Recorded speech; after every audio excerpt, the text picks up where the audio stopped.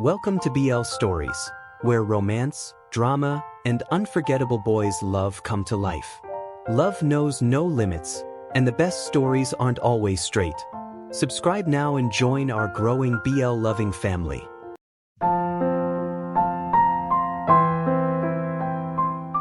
Chapter 35. Wait, Benny suddenly said, pausing the game before turning toward me. After coming out, things between us had surprisingly returned to normal. It was comforting in a way. Apart from the occasional question about my relationship with Nico and other related matters, Benny didn't make a big deal about the whole gay thing, something I was honestly grateful for.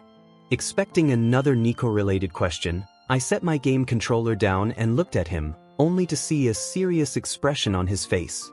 The sight made my chest tighten. "Benny?" I asked cautiously.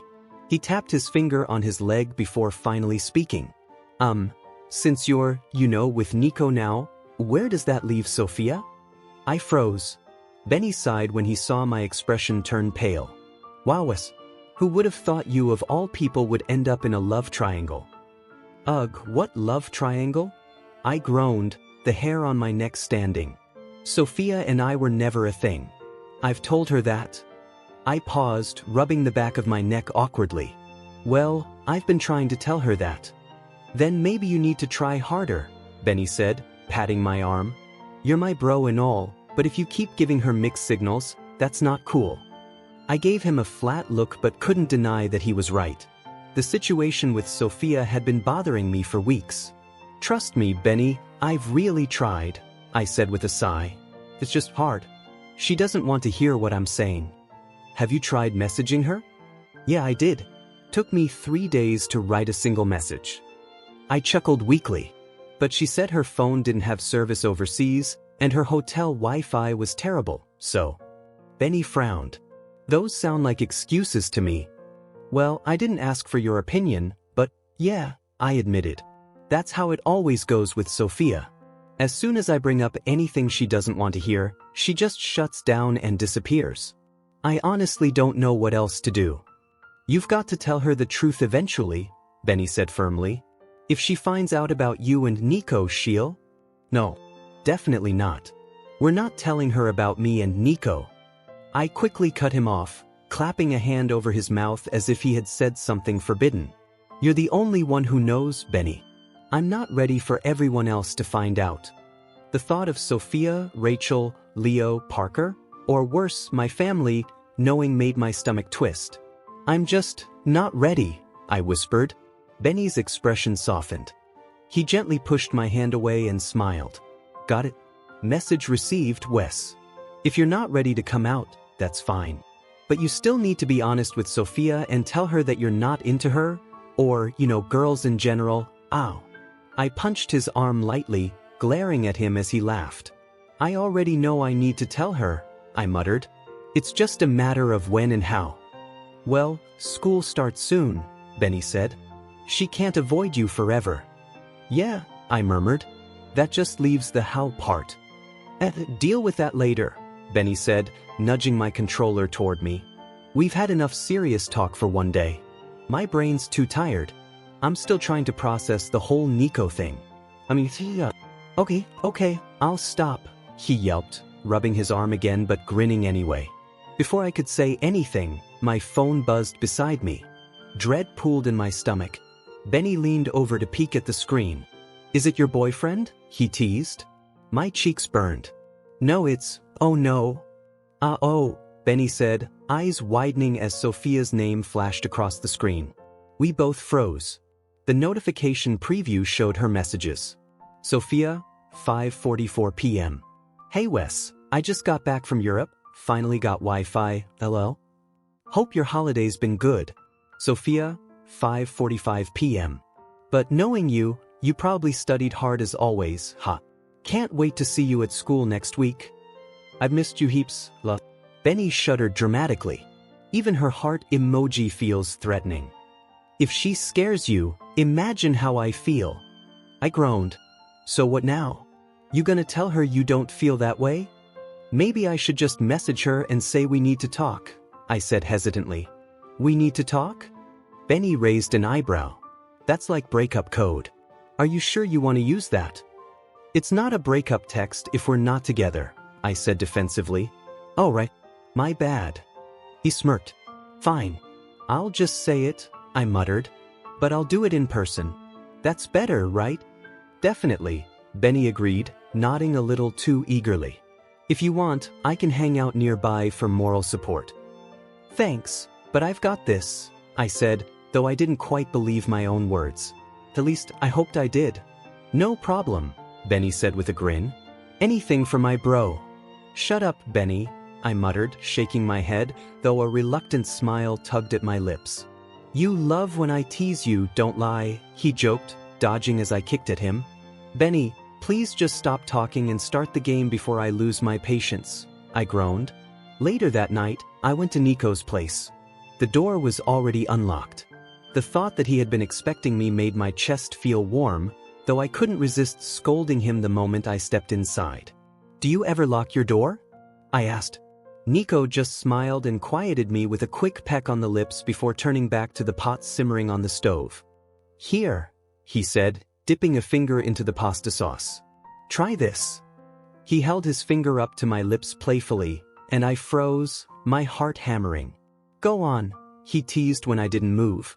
I sighed, pretending to be annoyed, but leaned forward to taste it. The sauce was rich and warm, a mix of tomato, herbs, and something creamy. So, Nico asked, watching me closely. How does it taste? Sweet? Salty? Not spicy, I said, cheeks growing warm. I pressed my hands to them in an attempt to cool down, but it didn't help. I think it's a little spicy, Nico said, tasting it himself with an exaggerated motion that made me roll my eyes. He laughed and took a step closer. Nico, I began, but he moved in, caging me between his arms and the counter. For a moment, the world shrank down to the space between us, the warmth of his breath, the sound of the sauce bubbling in the background. His lips brushed mine, soft and lingering, and all the tension in my body melted away. You're right, I murmured, resting my hands on his shoulders. Maybe it is a little spicy. Nico chuckled softly. Still good though. Don't ask questions you already know the answer to, I said, giving his chest a light tap before reaching behind me for the salt. But it could use a bit more of this. I thought so too, babe, he said casually. The word hit me like a shock. The salt slipped from my hands, spilling onto the floor. Babes, I repeated quietly, staring up at him. Nico's expression shifted into concern. He reached for my hands, turning them over as if checking for injuries. Hey, what's wrong? You look pale. Are you okay? What did you just say? I whispered. I asked if you were okay, Nico said, confusion written across his face. Wait, are you crying? No, I'm not. I brushed my cheek and felt the dampness there. Oh. Wes, what's going on? Did you eat something weird at Benny's?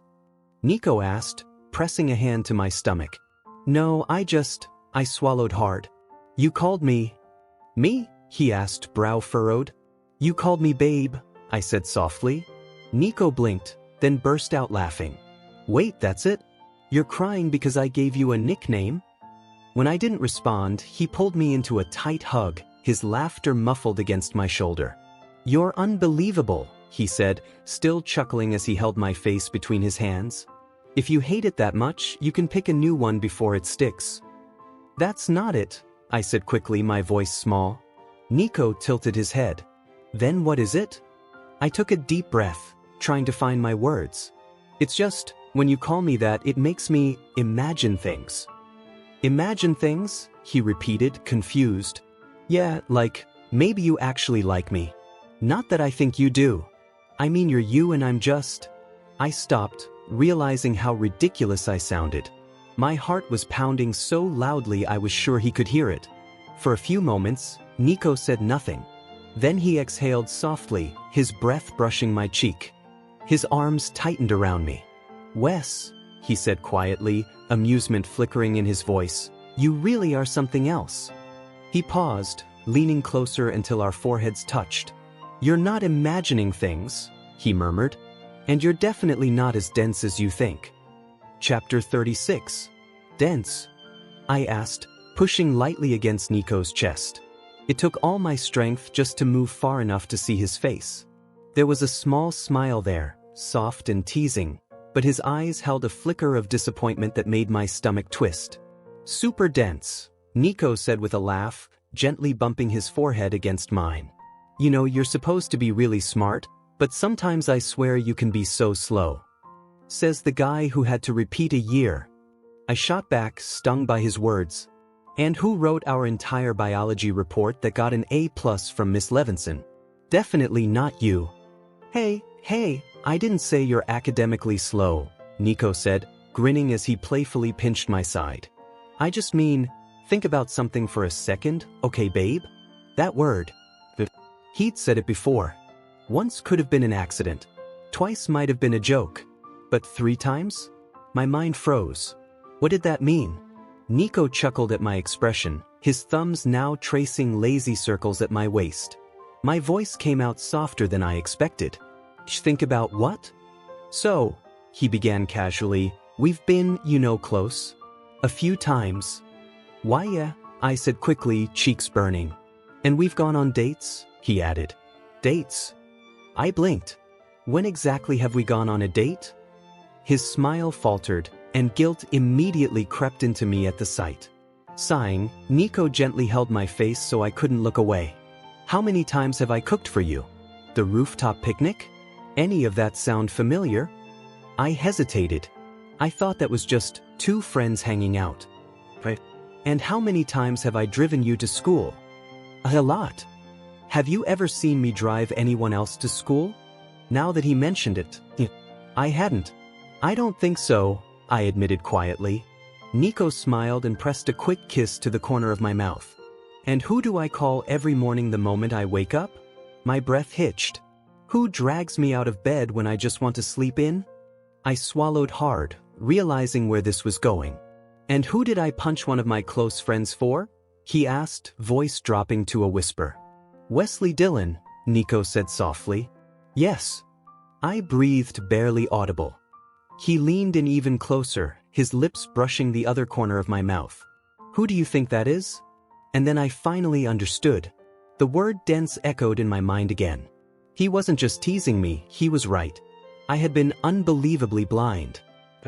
I think it's me, I said, voice trembling. Nico laughed gently and kissed me. Don't just think, you goof.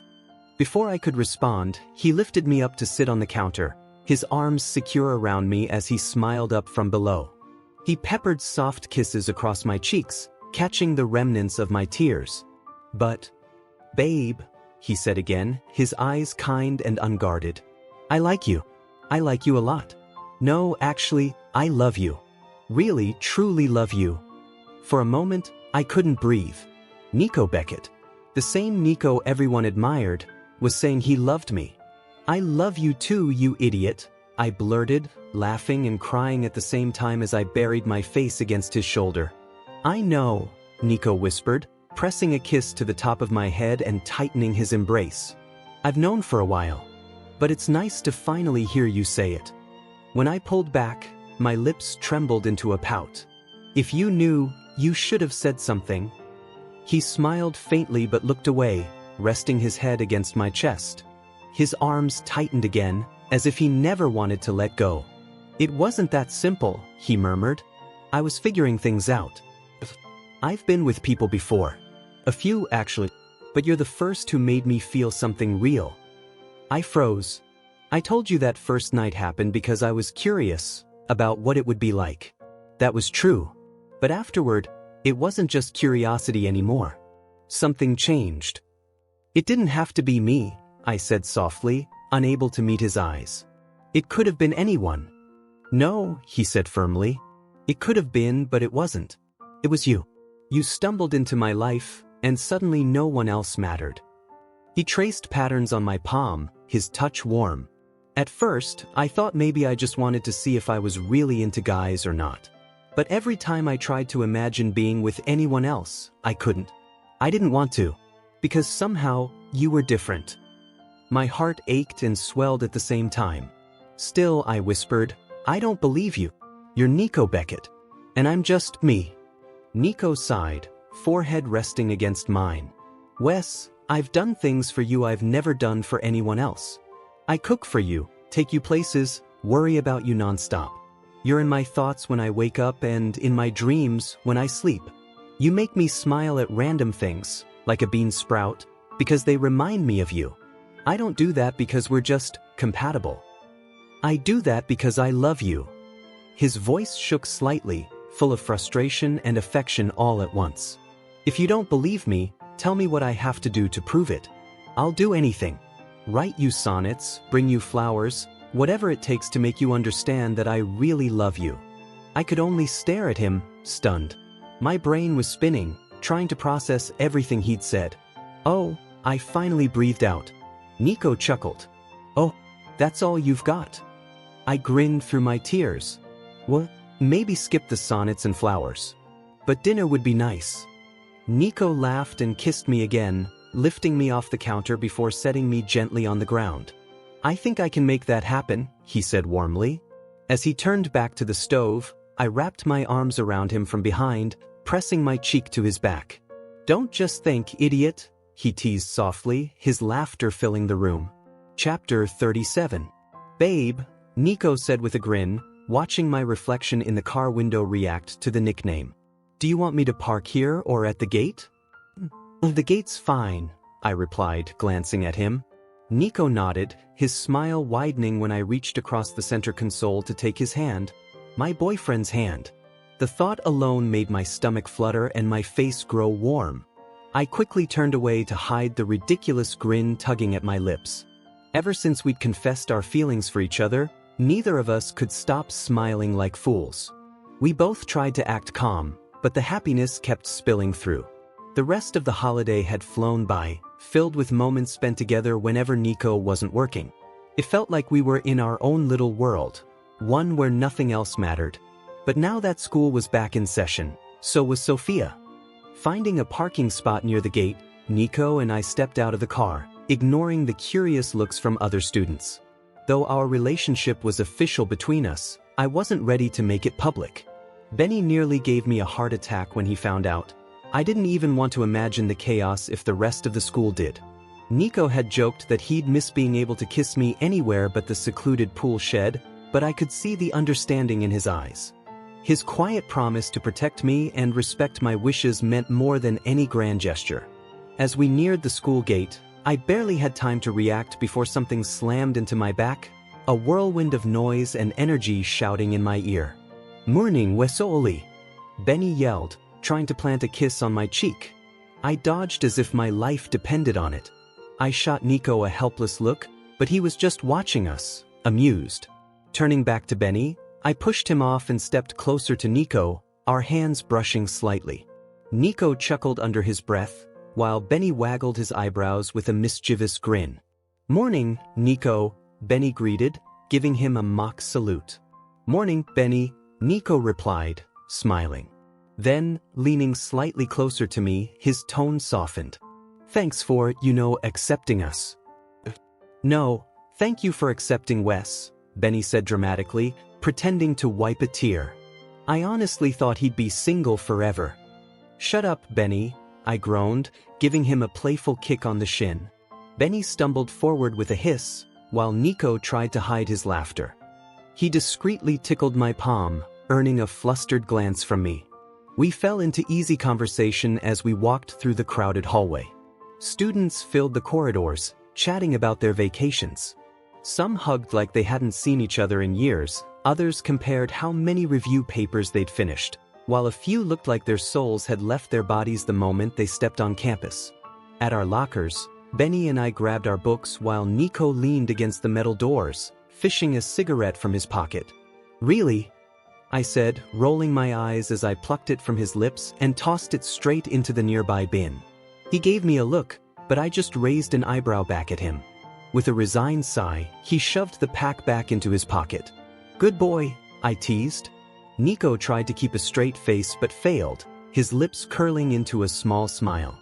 "Only for you, babe," he murmured. I shook my head, trying not to smile too much as I reached for another book. But then, I noticed Nico's posture change. He went still beside me. his eyes fixed on something in the distance, his jaw tightening. Benny followed his gaze, and his cheerful expression faded instantly. Sophia. My stomach dropped. She was walking toward us, flanked by Parker on one side and Rachel on the other. Her light laughter carried over the noise of the hallway, and every muscle in my body tensed. Before I could react, Nico subtly stepped in front of me, shielding me from view. Benny caught on quickly, pretending not to notice anything and greeting the girls with a forced grin. Sophia's eyes flicked toward my locker, where Nico now stood. Surprise flashed across her face, followed by confusion. Parker's smile faltered, and Rachel paled slightly. "Hey, Benny," Sophia said brightly, her voice sweet but tight. "Hope you had a great holiday. Have you seen Wes?" "Wes?" Benny repeated, his voice cracking slightly. He laughed nervously, scratching his head. "Oh yeah, he, went to the bathroom. You know, before class. He's, really serious about not missing lessons." "Oh," Sophia said, her smile wavering for a moment before she quickly recovered. "That's okay. I'll just catch him during lunch."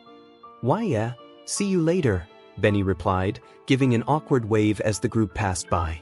Rachel gave him a small smile, though her eyes darted nervously toward Nico. Once Sophia disappeared around the corner, Nico motioned for me to come out from behind the lockers. "Thanks, guys," I said, exhaling a breath I didn't realize I'd been holding. "You're really going to tell her today?" Nico asked quietly, his eyes still watching the direction she'd gone. "Yeah," I said, though my voice wasn't as confident as I'd hoped. He raised an eyebrow, clearly unconvinced. "Really, Wes?"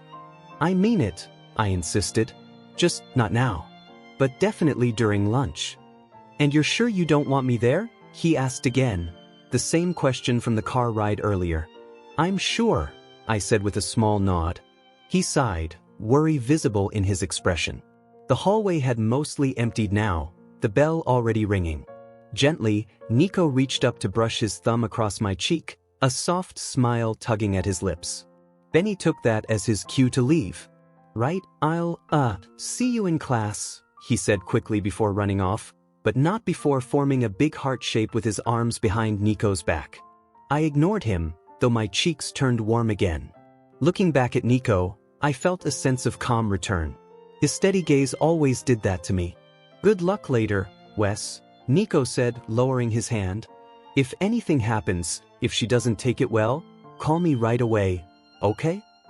I nodded, the words settling heavy but comforting in my chest. "What are you going to do?" I asked with a nervous laugh. "Beat her up? I heard you're a gang leader who takes down troublemakers before breakfast." Nico chuckled and shrugged dramatically. "Nah," he said with a teasing glint in his eye. "I was thinking more along the lines of grabbing you and kissing you in front of her, just to make sure she knows you're mine." I blinked, my heart skipping. "That would probably be worse than beating her up," I said softly, though his words sent a wave of warmth through me. "Maybe," Nico admitted, smiling, "but definitely more satisfying." My foot tapped nervously on the pavement, my fingers hovering over the message on my phone. I took a long, deep breath and read my text again. Wesley, 11:23 a.m. "Hey Sophia. I need to talk to you about something. Meet me behind the cafe at lunch?" Sophia, 11:49 a.m. "Of course, I actually need to talk to you too." Smiley face. Her reply didn't help my nerves, it only made them worse. "Wes." The sound of her cheerful voice made my stomach twist. I turned to see Sophia rounding the corner, her bright smile as radiant as ever. She squealed and threw her arms around me before I could react. I froze, caught off guard by the hug and her sugary perfume that filled the air between us. "Hey, Sophia," I said awkwardly, gently stepping out of her embrace. If she noticed my discomfort, she didn't show it. She only smiled, playing with the end of her braid like she always did. "Just tell her. Be honest. End this properly." "Sophia, I know that you—" My phone buzzed in my pocket. The vibration startled both of us, giving me an excuse to take a step back and answer. "Wes," came Nico's familiar voice. His calm tone carried through the line, followed by a faint sound that told me he was probably smoking again. "How's the talk going?" "I'm guessing, not great." I let out a small, strained laugh that told him everything he needed to know. From behind me, Sophia huffed impatiently. "Yeah," I whispered, "it's not going well." "I figured," Nico said, sighing. "I just called to give you a pep talk." I smiled slightly. "Did you?" "Yep. So, good luck. You've got this. I believe in you," he said warmly. "If she interrupts you, just keep calm and finish what you need to say. And if she tries to make things hard, walk away. You don't owe anyone an argument." His voice was gentle, grounding. I smiled despite the tension in my chest. "Thanks, Nico." "I'll be fine," I said, my courage slowly returning. "All right, see you soon then, okay?" When the call ended, I drew in a deep breath and turned back toward Sophia. Her smile looked forced now, her eyes sharp with curiosity. "Who was that?" she asked sweetly, tilting her head. "My boyfriend," I thought, the words staying in my head but making me smile just a little. Before she could speak, I said, "Sophia, listen. I know you have feelings for me, and I really appreciate that. But I don't feel the same way. I think you're great, and I'd like for us to stay friends, if that's okay." She blinked, confused. "What do you mean you don't feel the same way?" "I mean exactly that," I said gently. "You're important to me, but not in that way." Her expression froze, then shifted rapidly, confusion, disbelief, hurt. Finally, she forced a smile that didn't reach her eyes. "You're joking, right? You can't be serious." "I'm not," I said softly. "I didn't mean to give you the wrong idea before. I just wasn't sure how to respond when you showed interest. But I'm being honest now."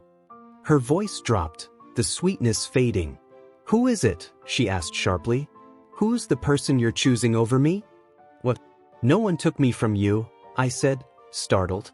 "No one." Before I could finish, she stepped closer, gripping my shirt tightly. I froze, unsure what to do. There were tears in her eyes, but behind them was frustration, not sadness. "Sophia, stop," I said, gently taking her wrists and lowering her hands. "No one stole me from you. I was never." Her hand flew up, and for a split second the world seemed to stop. The slap wasn't hard, but the shock of it made my breath hitch. The air around us grew still. Sophia's hand trembled in the air, and I could see regret flicker across her face, but she didn't say anything. Instead, she turned sharply and walked away, her braids swinging behind her. I stood frozen, the faint sting on my cheek fading beneath the weight of her last glance. Something in her eyes told me this wasn't the end. Not yet. Chapter 38. I slumped in the passenger seat of Nico's car, fingers tapping restlessly against the door as I waited for him to return. Moments later, he emerged from the supermarket with a bag of frozen peas under his arm. Without a word, he slid into the driver's seat and gently pressed the cold bag against my cheek. I winced at first, then relaxed into the cooling relief. "Thanks," I muttered softly. Nico gave a small smile and brushed a few loose strands of hair from my face. His touch was careful, almost protective. After a few minutes, he lifted the peas and tilted my chin toward the light, inspecting the red mark across my cheek. "How's it looking?" I asked, trying to sound casual. He hummed thoughtfully. "This, I got slapped by someone angry, and more, I had a minor disagreement with reality." A laugh slipped from me before I could stop it. "So it's still obvious?" "Keep the peas there for a bit longer," he said, gently pressing my hand back over the cold pack. "It should fade by the time I drop you off." The drive home was quiet, but it wasn't awkward. My mind wandered to everything that had happened with Sophia, the argument, the slap, the look in her eyes before she left. At every red light, Nico would glance over and ask to see my cheek again, making some teasing comment just to get me to smile. His tone was light, but I could still sense the worry behind his words. That quiet concern, the way he looked at me like I was something fragile, made my chest feel warm. Before I knew it, we were parked in front of my house. I didn't move to get out right away. Nico noticed and chuckled softly. The peas had long since gone warm, and when he took them from my hands, he tossed them lightly onto the dashboard. Then, cupping my face between his palms, he pressed a gentle kiss against my forehead. "I'll miss you too," he murmured with a grin, even though I hadn't said anything. I smiled, pretending not to blush as he handed me my backpack and the now soggy bag of peas. "The redness has gone down," he said, looking pleased. "But it might still be sore for a bit." "Sounds like you're speaking from experience," I teased. His grin widened. "If you ever get punched in the face, I can tell you what that's like too. I remember a certain someone hitting me right here." He tapped his jaw playfully. I groaned. "I already apologized for that." "Did you?" he asked innocently, pretending to think. I puffed out my cheeks in mock annoyance, which only made him laugh. He reached out and pinched my other cheek gently. "Cute." "I'm not cute," I protested, voice muffled as he squeezed. I flicked his wrist until he let go. "Great. Now both sides of my face are red." "At least it's symmetrical," Nico said with a grin. "Very funny," I muttered, but couldn't help smiling. "I'll see you tomorrow." "Yeah, see you," he paused, his tone softening. "Babe?" I froze for half a second before slipping out of the car, my heart thumping. When will I ever get used to him calling me that? Shaking the feeling away, I stepped inside the house and called out, "Mom, I'm home." No answer. Frowning, I loosened my school tie and hung my blazer on the coat rack. Before I could call again, a deep voice answered from the living room. "Welcome home, kiddo." I turned toward the sound, my face lighting up before I even saw him. "Dad, you're back." He laughed as I rushed over for a hug. "It's been ages." Dad hugged me tightly, giving me 2 firm pats on the back. He looked different. His hair, which had been graying the last time I saw him, was now a rich brown again, and he looked leaner, sharper somehow. Even his clothes were new, a pressed dress shirt and dark jeans. "You look great, Dad," I said with a grin. "And yeah, it's been forever. I thought you wouldn't be back until graduation." "Got some time off work?" he said with a shrug. "Figured I'd come home for a week and catch up with everyone." Before I could answer, my sister Jamie appeared on the stairs, her hair in a messy bun and an unimpressed look on her face.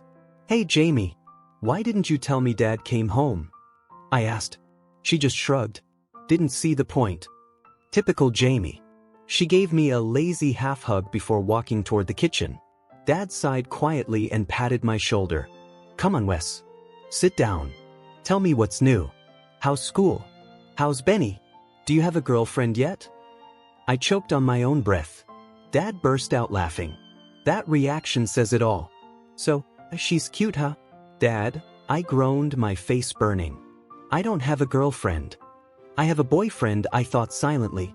Dad winked. Sure. You're just being modest." I laughed nervously, unsure what to say, and was relieved when he finally stood up. "All right, go shower and get changed. Dinner should be ready soon," he said, heading upstairs to his office. As I turned toward the kitchen, I noticed Jamie lingering near the doorway, her arms crossed, eyes fixed on the stairs where Dad had gone. When she saw me, she smirked. "Go shower," she said. "You smell." Rolling my eyes, I headed upstairs. "Don't think about it right now," I told myself. "Just relax. You're home. You're safe." Dinner that night was noisy as usual. "Wes, can you pass the mashed potatoes?" Jamie asked, her mouth half full of roast beef and gravy. I grimaced. "You could at least swallow first. And you've got gravy on your shirt." She glanced down. "Oh, great." She wiped it off with her thumb and licked it, making me groan. "Gross," I muttered, sliding the bowl toward her. Across the table, Mom quietly poked at her food, moving the peas around on her plate. She looked distracted, tired even. "You okay, Mom?" I asked. Before she could answer, Jamie spoke again, her usual sarcastic tone filling the room. "Hey, what's for dessert? Or did Dad already eat it all?" Dad laughed, but Mom didn't. She just smiled faintly, the expression not quite reaching her eyes. Something about that made my chest tighten, but I pushed the thought away. For now, all I wanted was for things to feel normal again. "Wes, pass me the napkins," Jamie said, licking her thumb to wipe off the dried gravy from her shirt. I looked around the table and gave her a look of disbelief when I noticed the tray of napkins sitting right beside Dad's elbow, much closer to him than to me. Without a word, Dad picked up the tray and held it out toward Jamie. But the atmosphere shifted the moment he did. The air grew heavier, colder. Jamie froze for a moment, her gaze fixed somewhere beyond Dad, as if the wall in front of her suddenly became more interesting than the man offering her the napkins. Mom shifted uncomfortably in her seat, her expression tight and uneasy. "Jamie, Dad's passing you the napkins," I said, rolling my eyes slightly, trying to ease the tension. Jamie's jaw tightened. Her voice came out low, but sharp. "I'm not taking anything from him." Her words hit the room like a thunderclap. I flinched, staring at her in disbelief. Dad slowly lowered the napkins, his expression unreadable. "What's going on, Jamie?" I asked quietly, but she didn't answer. Instead, she turned to Mom, whose face paled as if she suddenly realized what was about to unfold. "Jamie, please calm down," Mom said softly, reaching across the table to touch her wrist. But Jamie's eyes burned with a mixture of anger and hurt as she met Mom's gaze. They seemed to communicate silently, emotions flickering across their faces faster than words could express. Finally, Mom's trembling voice broke through the silence. "Jamie, don't—" "Mom," Jamie interrupted, her voice softer now, but still heavy with emotion.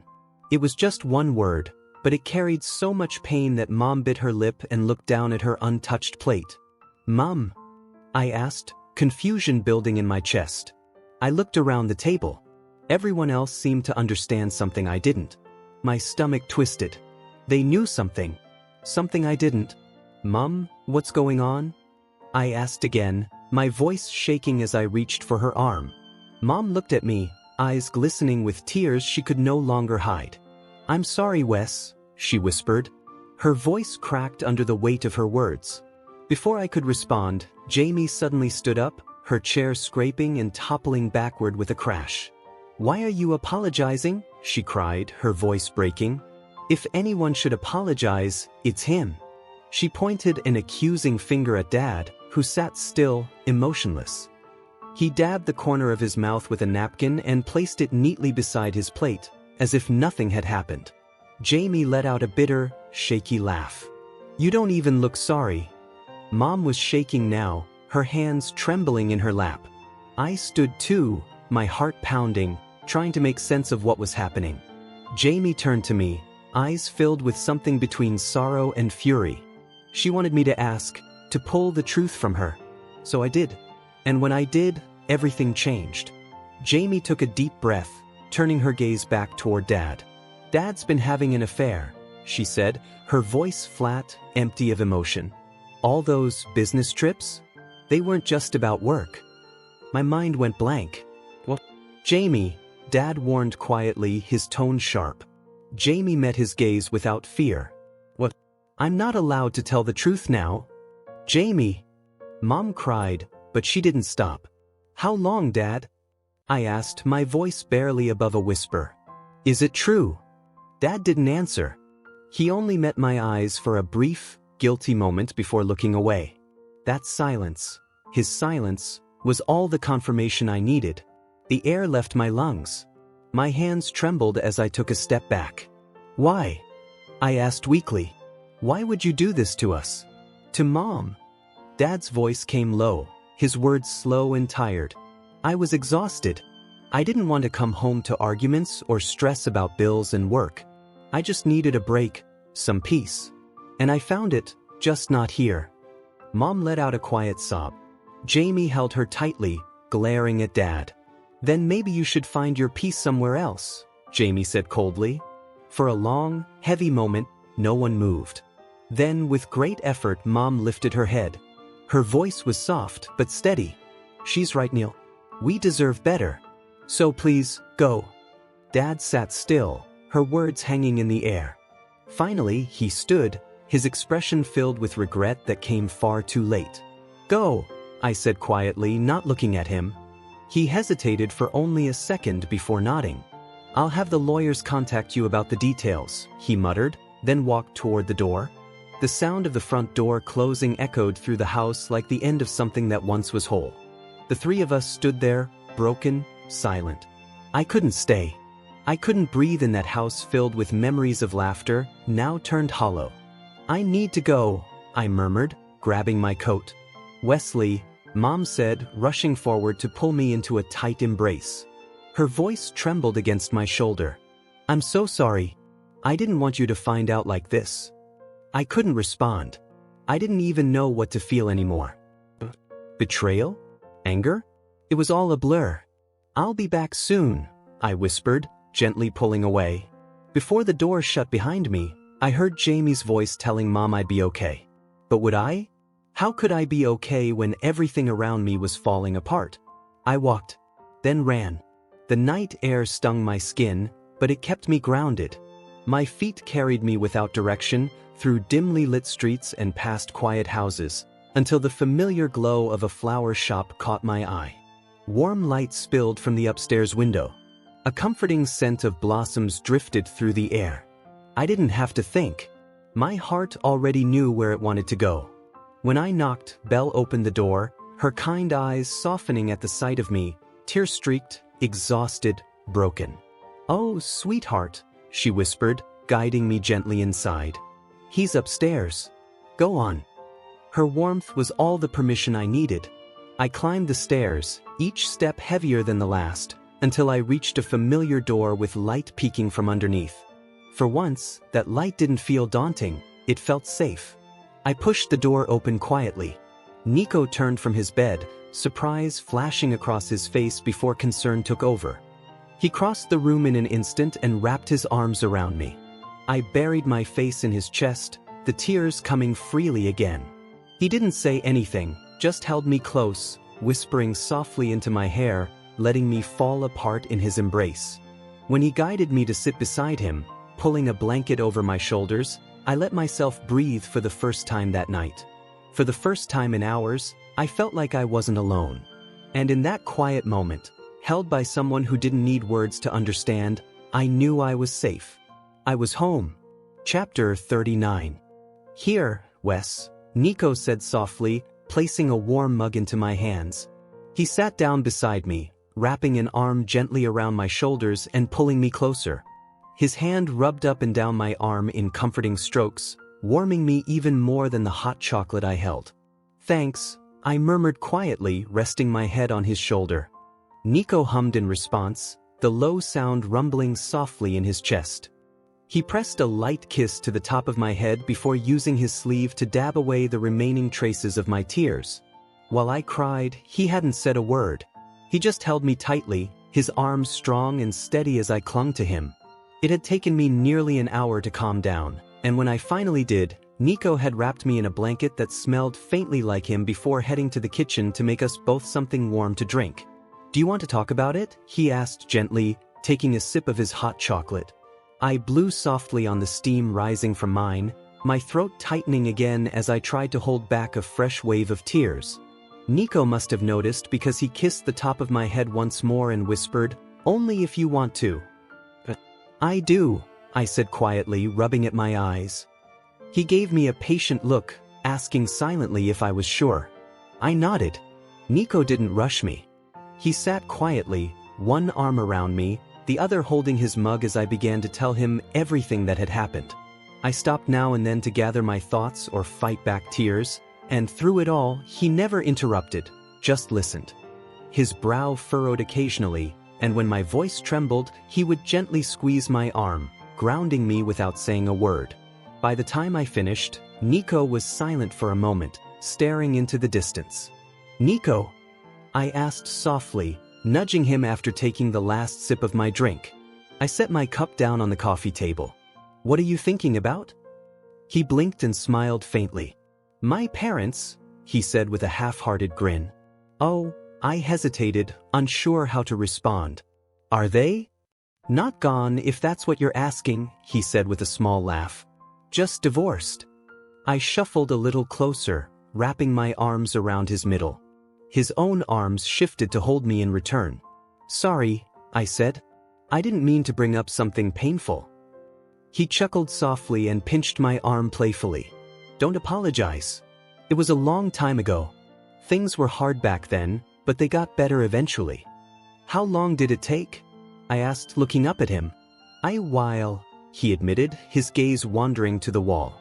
It wasn't just the divorce. It was how they treated me afterward. They couldn't stand each other, and I ended up stuck in the middle of everything. His expression grew tense as he spoke, the memories clearly unpleasant. They argued all the time. They both made mistakes. My mom cared more about money, and my dad worked too much. When they finally separated, they started using me to get back at each other. I'm sorry, I whispered, my heart aching for him. He shrugged, his expression softening again. That's when things started changing. Belle eventually stepped in and got custody. After that, things slowly got better. Hearing about Nico's childhood made me feel a pang of sadness. I thought about my own family, and the image of Jamie comforting my mom flashed in my mind. Have you seen your parents since then? I asked carefully. Once or twice years ago, he said, his eyes distant. But they never really stopped fighting. Even now, they try to use me to hurt each other. I'm better off keeping my distance. Then he nudged my nose lightly with his. But don't compare my family to yours. Your sister clearly cares about you. Remember how she scolded me at the bowling alley? She's protective, that says a lot. I laughed softly at the memory, feeling a little lighter. Nico smiled. Things will get better for you too, Wes. It might take time, but I'll be here until they do. Only until then? I teased, trying to sound playful. So, we're going to break up when everything's fine? He gave me a mock glare. You know that's not what I meant. I laughed, and he pouted in fake annoyance, which only made me giggle more. To make up for it, I leaned forward and pressed a quick kiss on his cheek. His lips curved into a smile. Don't be mad, I said softly, tugging his arm. He grinned. If you give me another kiss, I might forgive you. Rolling my eyes, I kissed his other cheek. He laughed, the sound warm and rich. Better? I asked. Much better, he said, his grin widening. Good. I gave him a quick peck on the shoulder before resting my head there. The warmth of his body and the quiet of the room made my eyelids heavy. Getting sleepy? Nico asked, gently shaking my arm. I nodded, yawning. Come on, let's go to bed.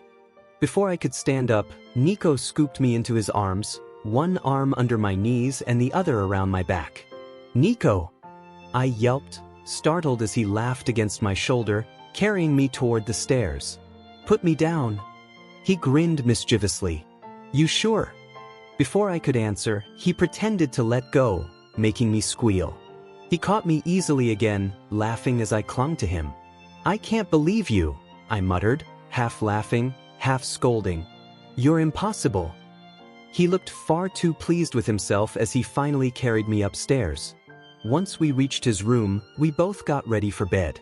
After brushing our teeth, Nico handed me a set of clothes, an oversized t-shirt and loose shorts that were clearly his.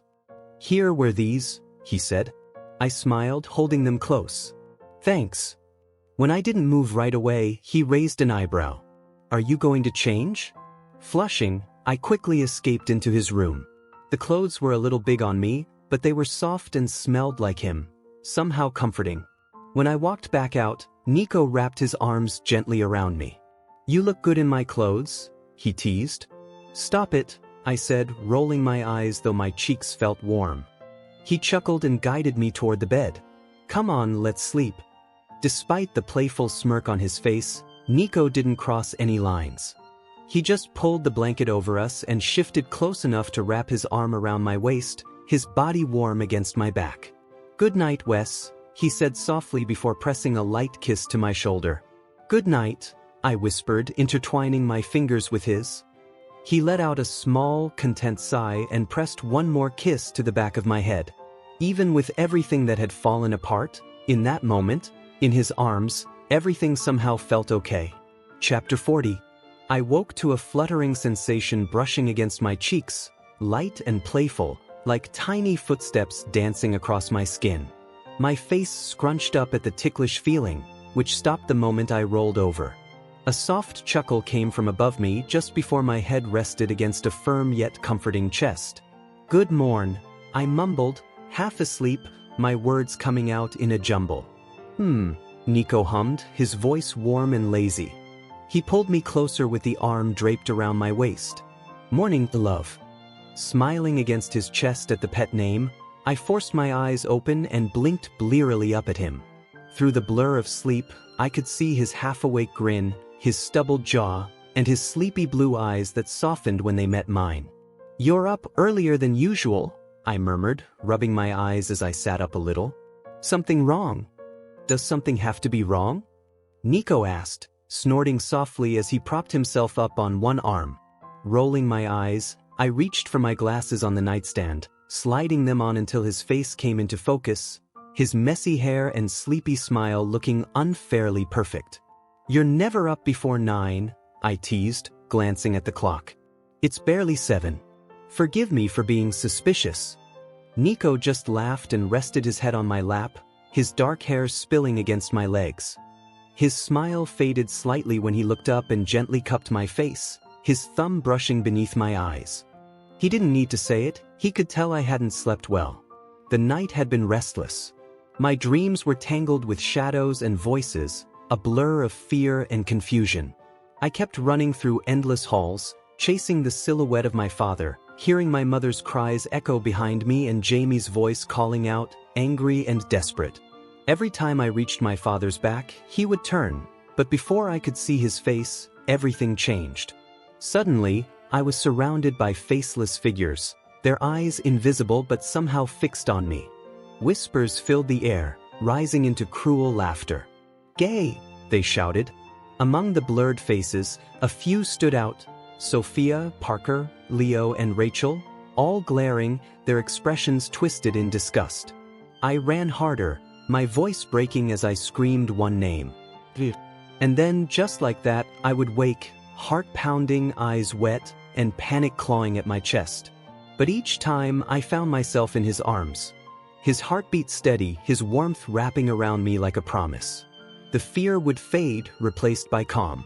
The first time I woke, my trembling had roused him. Half asleep, Nico whispered soothing words, his voice gentle and comforting until I drifted off again. The second time, I hadn't wanted to wake him. I just pressed closer and listened to the rhythm of his breathing. That was enough. He would always be enough. Now, his fingers brushed over my cheek again. "Didn't sleep well?" he asked softly. I shook my head but smiled up at him. "I'm fine now," I said honestly, running my fingers through his hair. "Really?" Nico didn't answer right away. Instead, he slid his hands gently around the back of my neck, guiding me down toward him. I smiled a little as our faces drew closer, my eyes fluttering shut. Bip, bip, bip. A loud, piercing alarm cut through the quiet. My phone buzzed on the bedside table. Nico groaned in frustration. "Seriously?" he muttered, glaring at the clock as I giggled, reaching over to turn the alarm off. My laughter only deepened his mock irritation. He flopped onto his stomach, burying his face in the pillows like a sulking child. The sight of his dark tattoos against the pale sheets made the whole scene even funnier. "Nico," I teased, moving to sit beside him. "Are you pouting?" "I'm not," he mumbled, voice muffled by the pillow, definitely pouting. I laughed. "Don't be a baby." His head lifted, one eyebrow raised. "Don't be a baby?" he repeated, pretending to be offended. "Yep," I said playfully. "Babby." Before I could blink, he rolled over, pulling me down onto the bed with him. I let out a startled yelp, landing beside him as he grinned down at me. "Say it again," he said, his tone teasing. "Say what?"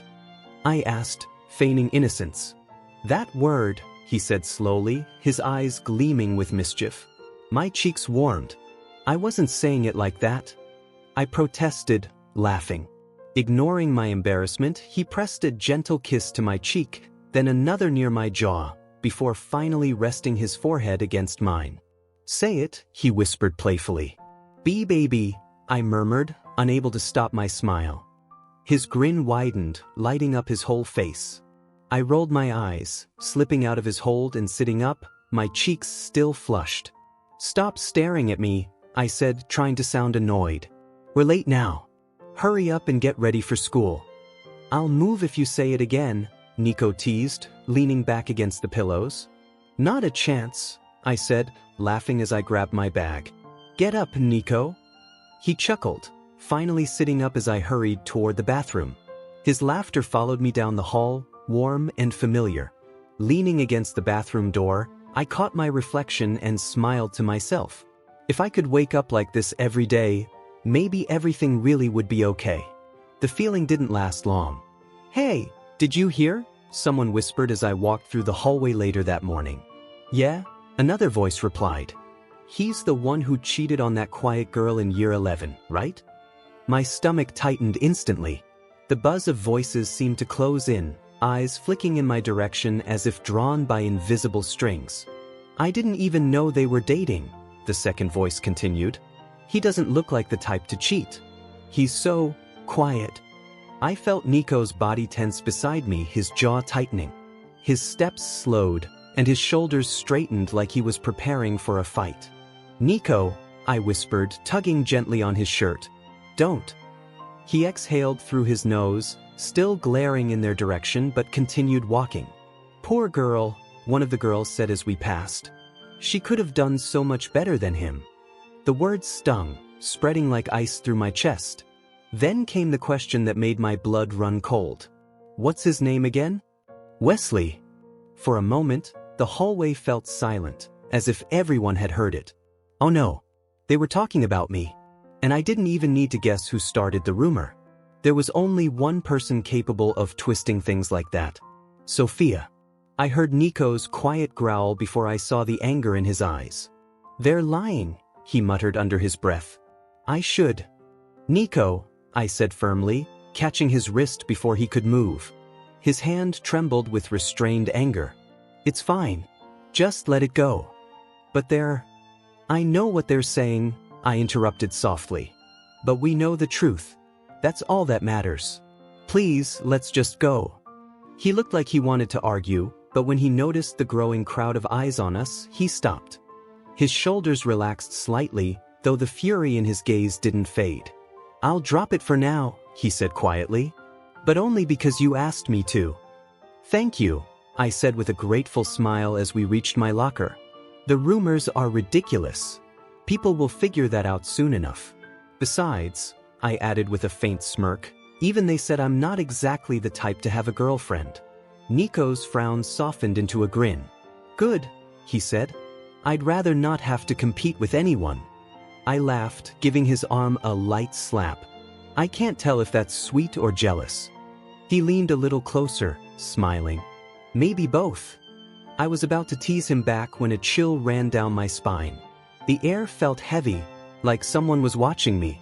My eyes darted around, but the hallway was almost empty now, students rushing to class. Wes?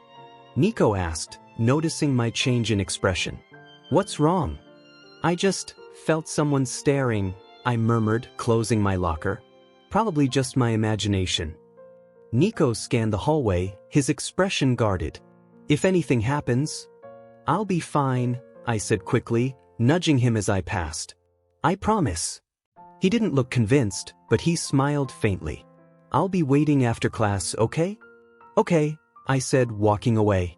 But as I turned the corner, I couldn't shake the feeling, that cold, invisible gaze still following me. Chapter 41.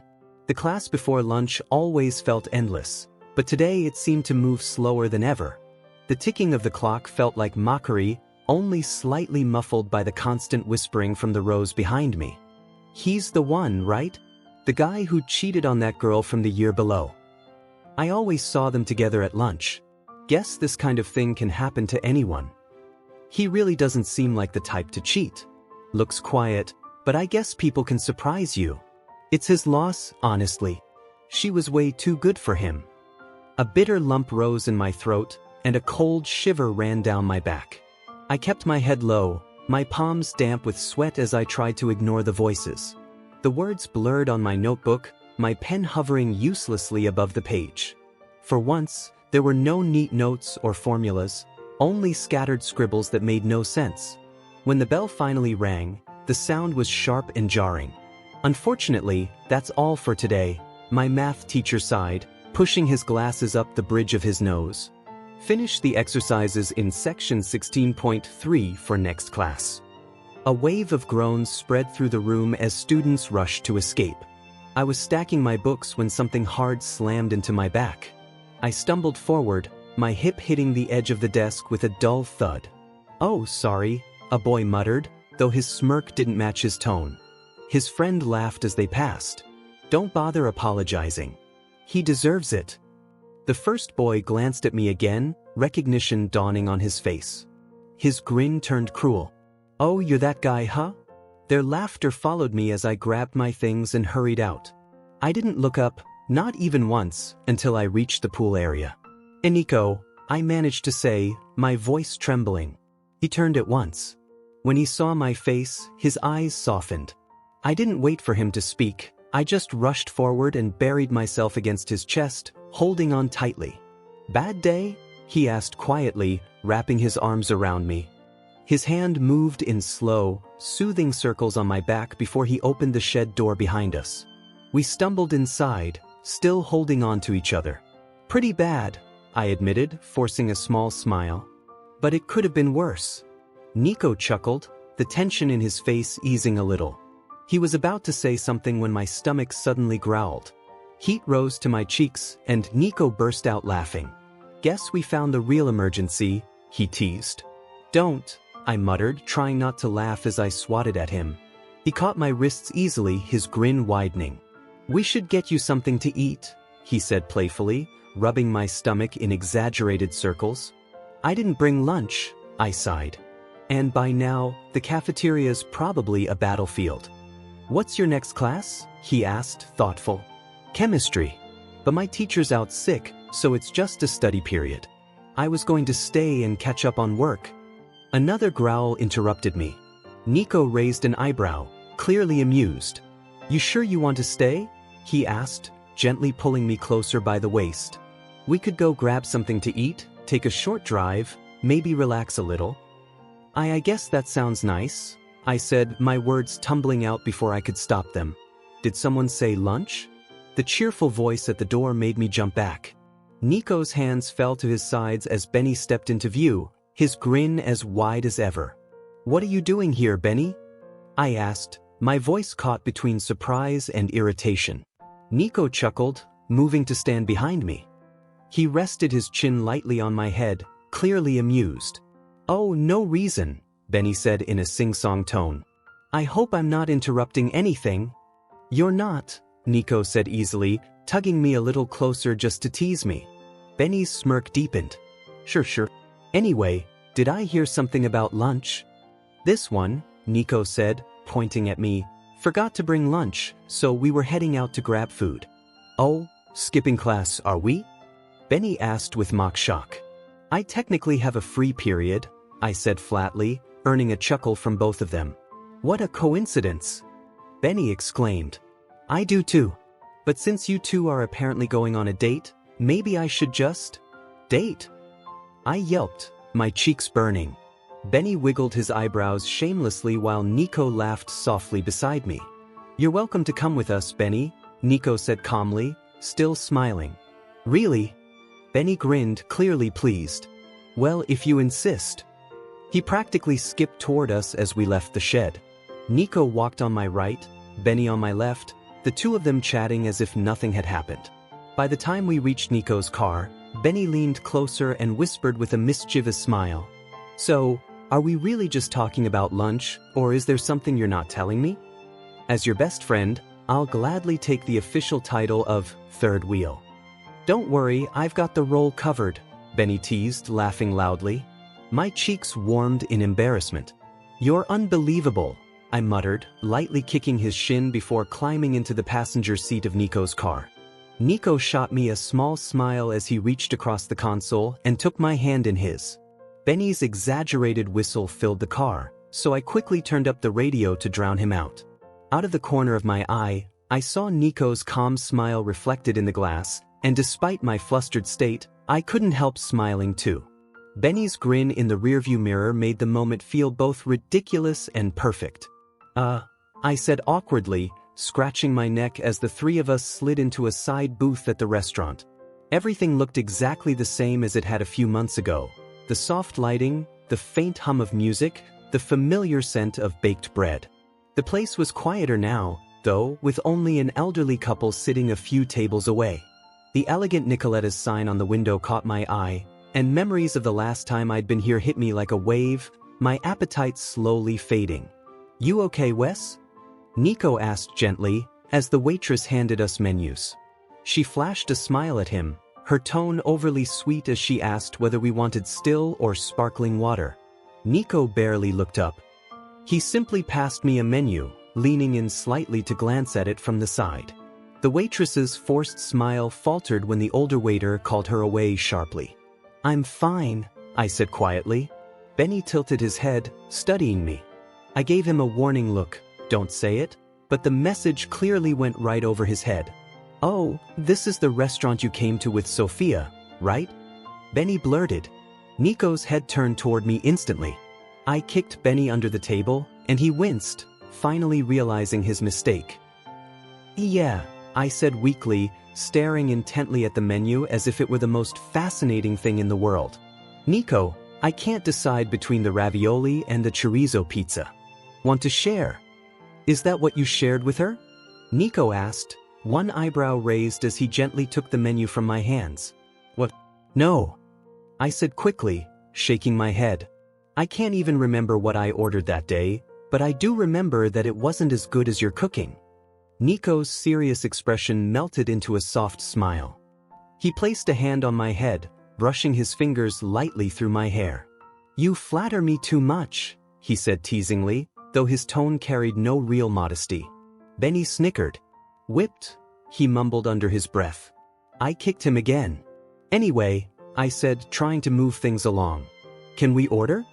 The same waitress returned, her attention clearly more on Nico than her notepad. Nico smiled politely but didn't seem to notice her attempts at charm. "We'll have the ravioli and chorizo pizza," he said calmly, then turned to me. "But I'll make you a better one next time." The waitress barely wrote anything down, her gaze still fixed on him. Benny waved his hand in front of her face to get her attention. "Hello? Still here," he said, half amused. She blinked quickly and looked at him, her expression dimming in disappointment. I had to bite back a laugh as Benny frowned and ordered the cannelloni with exaggerated politeness. Once she walked away, Benny pulled out his phone, zooming in on his reflection. "Is my face really that bad?" "No comment," I said, grinning. Benny groaned, putting his phone down. "Guess I can't compete when I'm sitting next to someone like Nico." Nico chuckled softly, pouring water into Benny's glass. "Ugh," Benny said dramatically, taking a sip. "That smug, perfect face of yours is ruining my appetite." Nico just smiled and casually draped an arm over my shoulders. "How's my face?" he asked in a low voice, leaning closer. His lip ring glinted faintly in the sunlight streaming through the window. "Maybe too perfect," I stammered. Benny groaned loudly. "And my appetite is officially gone," he said, standing up. "I'm going to the bathroom. You too, finish whatever this is before I get back." "Benny," I called, my face burning. But he was already gone, leaving me sitting there with Nico's quiet laughter filling the space between us. Nico tilted his head, still smiling. "So," he said, eyes glinting with amusement, "how hungry are you?" My heart skipped as his gaze held mine. I glanced around. The elderly couple had just left, the waiter was lost in his phone, and the waitress was busy balancing trays on her arms. No one was paying attention. I looked back at Nico, my voice soft. "Just a little." "That's enough," he said gently. He leaned in and brushed a light kiss against my lips, a fleeting, sweet moment that ended before I could even breathe. When he pulled back, he smiled and lightly brushed his thumb across my lower lip as if to erase the trace of it. "There," he said quietly, leaning back in his chair, his usual confident grin returning. That smug, handsome face of his, it only made me smile wider.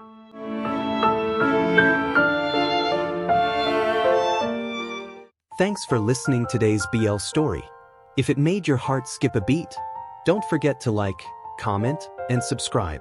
Only here on BL Stories, where love knows no limits.